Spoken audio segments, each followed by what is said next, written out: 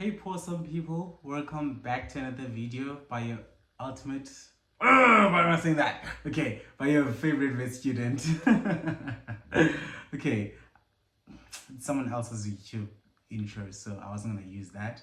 But yeah guys, welcome back to another video by your favorite vet student. And today basically, as I did say on the previous video, I'm gonna go over what you have to know and what you have to do to be a vet science student. I'm gonna try to keep this short and simple.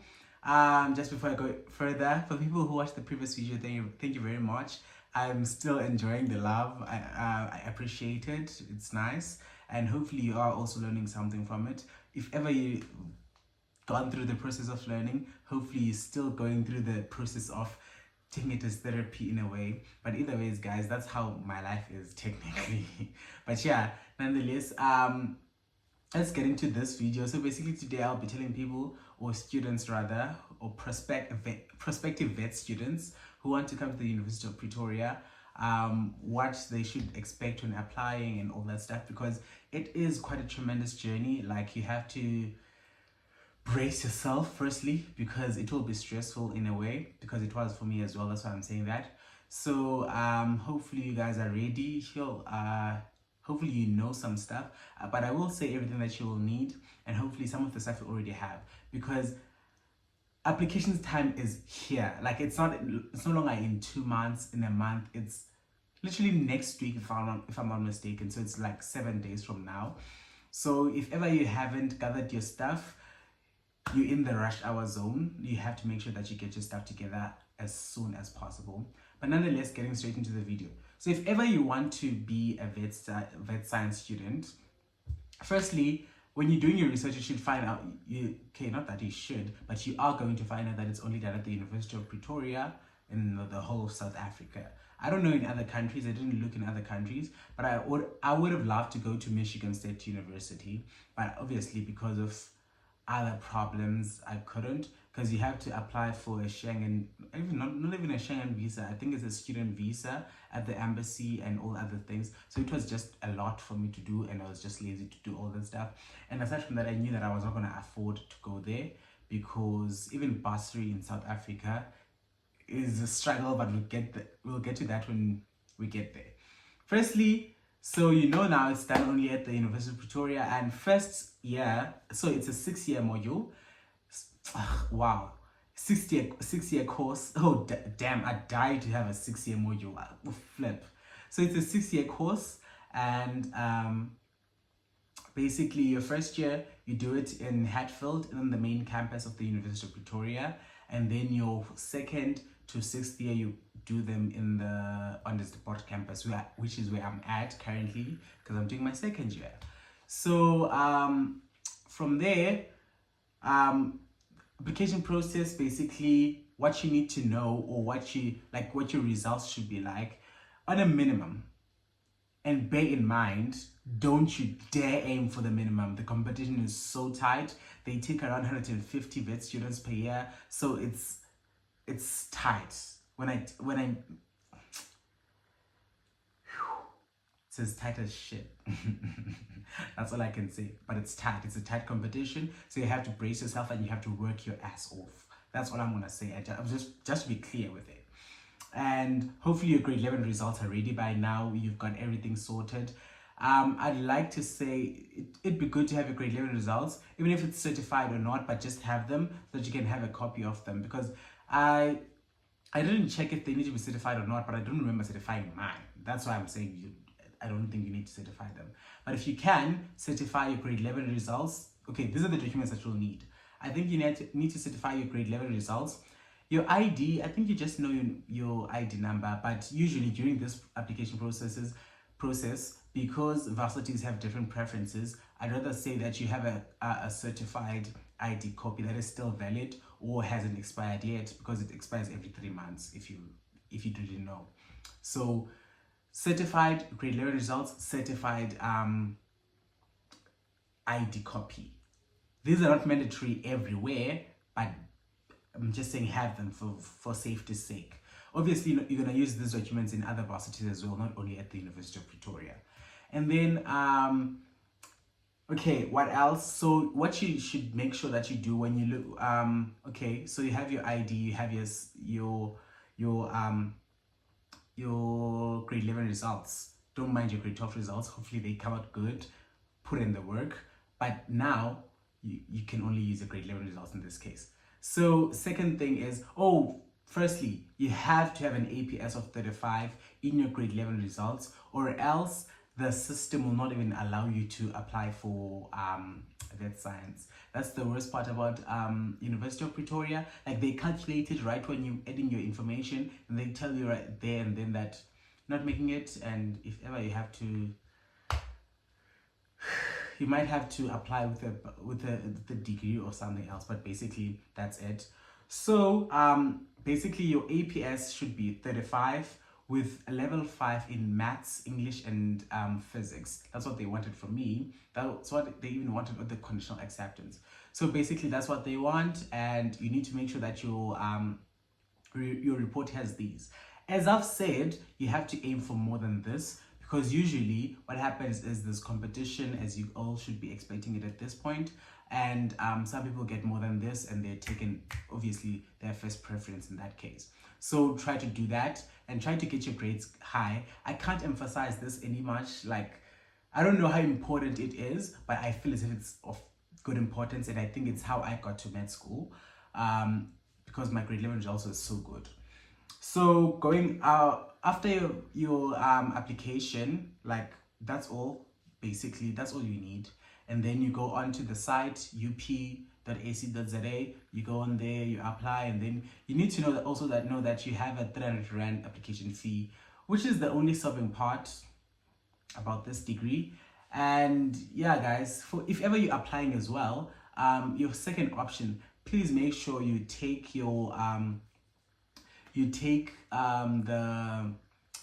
please make sure you take the animal sciences. If ever you still want to come into vet science, take animal sciences. That's what they prefer, not vet nursing. Because what I almost did last year is I almost took vet nursing, but eventually, apparently you cannot transfer from vet nursing into vet science, because that's what a lot of people are doing, of which they want nurses in a way. Like, they don't want everyone who goes into nursing to change into a vet. They still want some nurses to be there and work as nurses, if you get me. It's more like they don't allow everyone to be a doctor. Not that they allow, but they don't want everyone to be a doctor.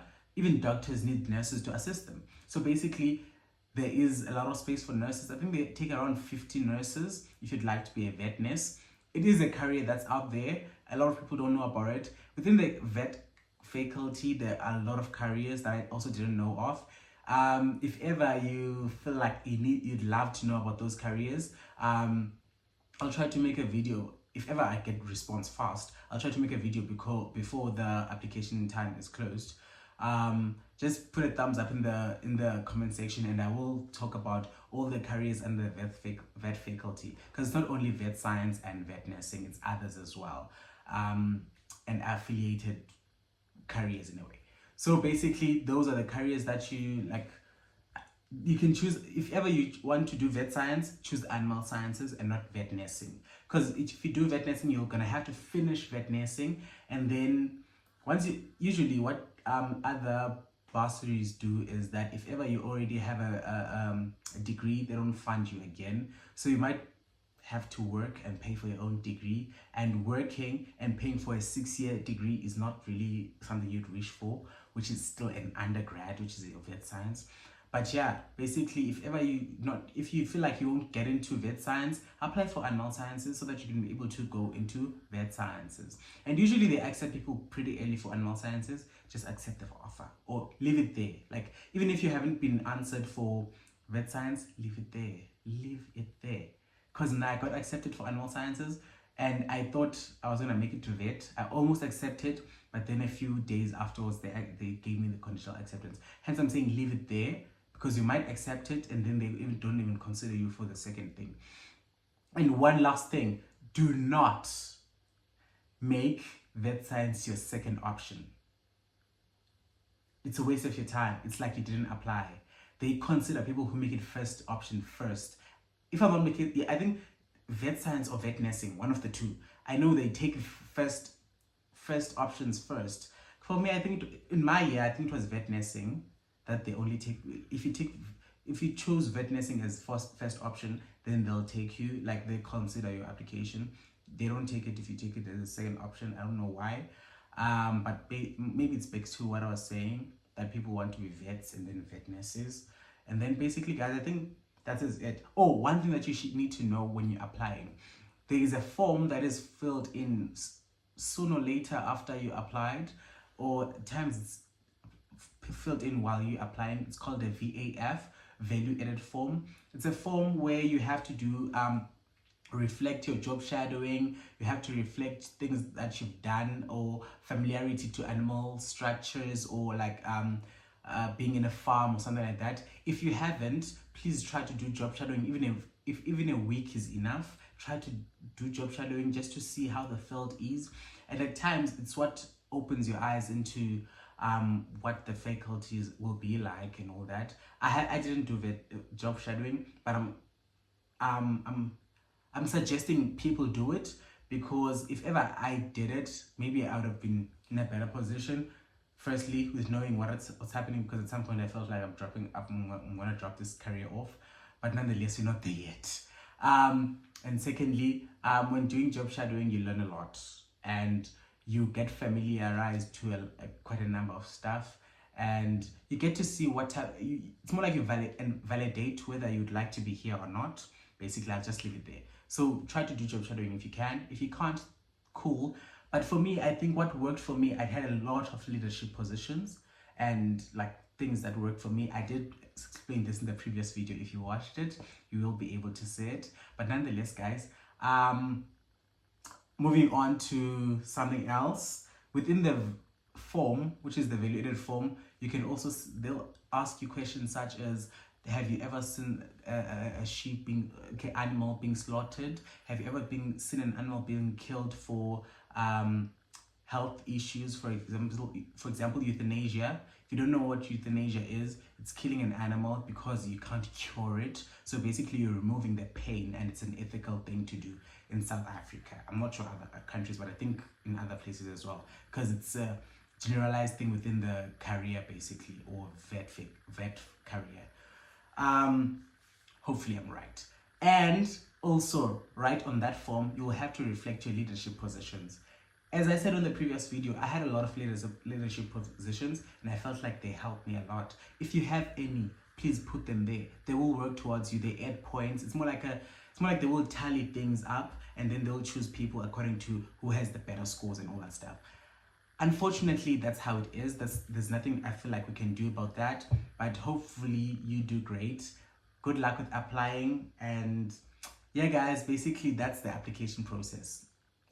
Nothing much. The rest you will see on the site. The site is easy to navigate, and it's nothing hectic, from my point of view, because you just go on the site and then you say apply online. Yes, you go on the site that I said, which is UW. I'll also write it somewhere here. up.ac.za. Sorry, up.ac.za. I think so. So after that, you go in, it will show you the portal, and then you will say apply online. And then after applying online, then you will go through the other processes, such as creating your own user details and all that stuff. After that, you check your emails. After checking your emails, you go and do the actual application. If you want me to show you how to apply, please do tap in, or just put a piece. I remember I said something before and I said put a thumbs up. Now, if you want me to show you the application process, I will record it on this. I'll do an in-screen recording and show it to you guys. Just put a peace sign, and then I will do it. Hopefully you'll have a great time applying. Hopefully I see you soon on campus, and you can tell that you got some great prospects from me, or whatever. Yeah, guys, hopefully you'll have a great one applying and all that stuff. Oh, and applying for residences. So usually at UP, you apply for residences and academics on the same application form or whatever. And then on the when applying for residences, if you're gonna do your first year in vet science, do not take on the support as your residence. It's OP Village basically. Don't take it. Take any other thing that's on Hatfield or Hillcrest. There's a lot of residences. Try to apply to as many as possible, or like the ones that you would like to go to. Advice: don't really go for Tax Village. Just go for any other. Usually they take you. Tax Village, thing is, okay, I'm not bad mouthing Tax Village. Tax Village is very beautiful, it's nice and all that. But everyone wants that luxury. They want something beautiful. And obviously it will be filled up quite soon. So if you take anything else aside from Tax Village, then you get a place to stay. And you're not like me, who didn't have a place to stay. If you remember those vlogs when I walked to school, it wasn't cute. It wasn't cute. Otherwise, I will explain to people how my first year was, in a way, in a video that's coming up. So thank you guys for watching once again, and that's a wrap for another video by your favorite vet student. So all you gotta do now is do the great stuff, apply, and hopefully you have a great one. Good luck with your grade 12 year. Hopefully you have a prosperous year, because it can get quite tiring. I know it can get draining, it can get all sorts of things, but I hope you guys can be able to manage that. I tried my best. I'm quite sure you're gonna try your best as well. All the best, guys. Please don't forget to do the most. Subscribe, like, comment, and share. Thank you.